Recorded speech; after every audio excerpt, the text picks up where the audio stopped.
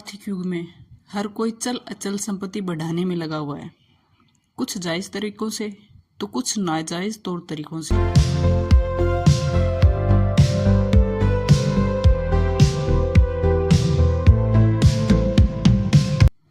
इसी क्रम में लोग सरकारी भूमि पर भी अपनी संपत्ति समझकर कब्जा कर लेते हैं, मकान बना लेते हैं। अवैध रूप से मकान निर्माण करते समय उनके मन में यही विश्वास हमेशा रहता है कि सरकारी ज़मीन है, सरकारी भूमि का कौन धनी दोरी।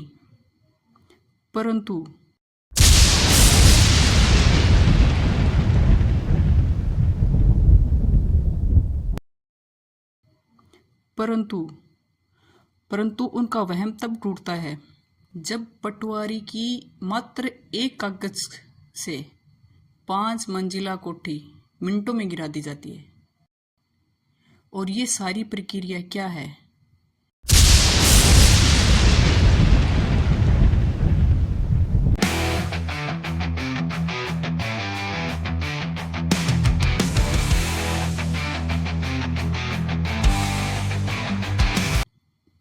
सबसे पहले तो आपको ये बता दें कि ये सारी न्यायिक प्रक्रिया राजस्थान लैंड रेवेन्यू एक्ट 1956 की धारा 91 के तहत की जाती है। अनुमान जिसको अपने 91 की कार्रवाई कहते हैं। पहले तो यह अधिकार केवल तहसीलदार तक ही सीमित था। अब यह कार्रवाई नायब तहसीलदार के क्षेत्राधिकार में भी आती है। यह कार्रवाई वो है जो बड़े से बड़ा भू माफिया की कमर तोड़ने के लिए काफी है।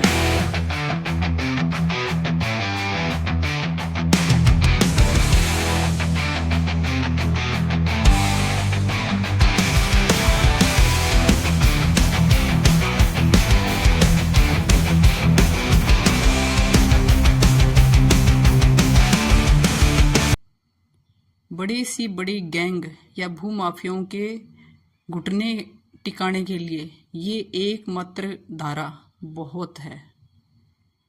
इसमें सबसे महत्वपूर्ण बात यह है, मकान तो गिराएंगे ही, साथ में लगान का 50 गुना शास्ति मतलब जुर्माना भी वसूल किया जा सकता है।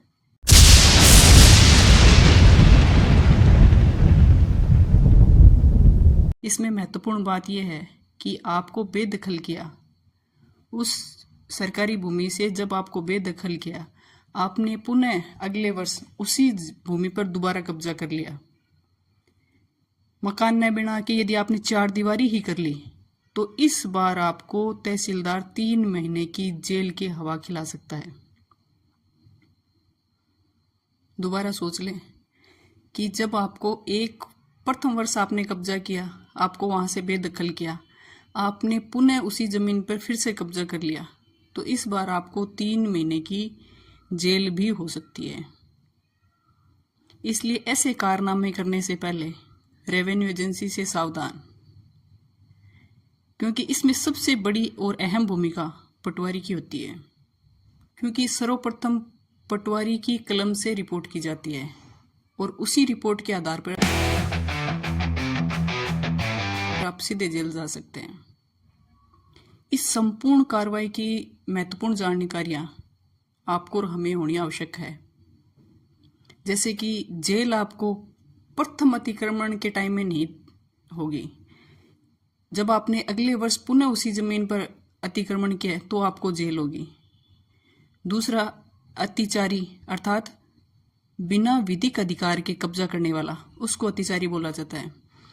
अतिचारी को नोटिस दिया जाता है और उसके बाद में तहसीलदार कभी भी उसको हटा सकता है, उस जमीन को सरकारी को खाली करवा सकता है। और इसमें एक महत्वपूर्ण बात ये और है कि आबादी भूमि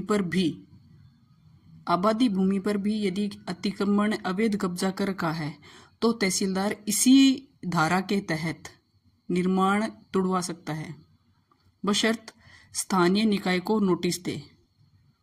मतलब तहसीलदार ग्राम पंचायत बॉडी को नोटिस देकर आबादी भूमि से भी अवैध निर्माण तुड़वा सकता है। मतलब ये धारा इतनी पावरफुल है। यह कार्रवाई जो 91 की कार्रवाई है वो खातेदारी भूमि पर संभव नहीं है। कहने का मतलब यह है कि यदि किसी की निजी संपत्ति है तो उस पर यदि किसी ने अवैध कब्जा कर लिया तो उस पर इस धारा के तहत कार्रवाई नहीं होगी।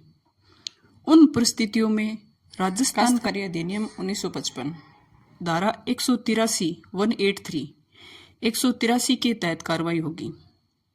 मतलब उसमें ये 91 की कार्रवाई न होगी, 183 की कार्रवाई होगी। दोनों सिमिलरिटी उसमें बहुत है, लेकिन लागू 183 की होगी निजी संपत्ति के अंदर और मंदिर माफी वाली भूमि पर यदि किसी ने अवैध कब्जा कर लिया है तो।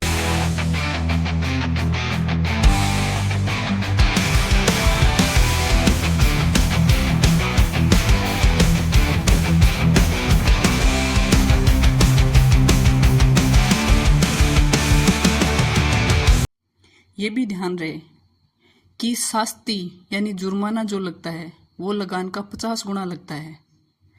उससे अधिक जुर्माना संभव नहीं है।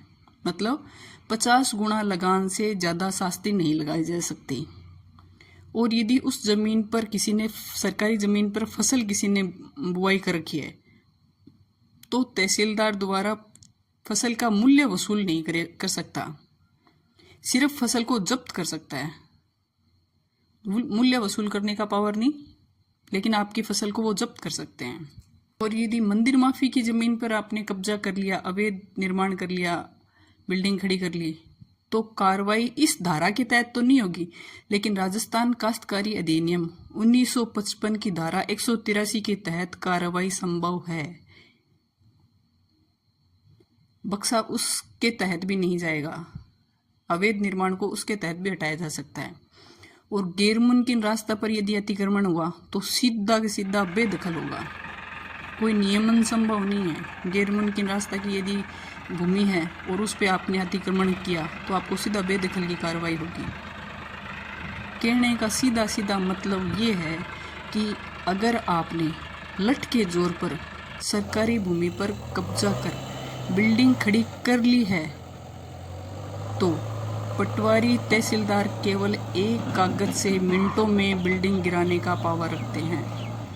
ख्याल रखें।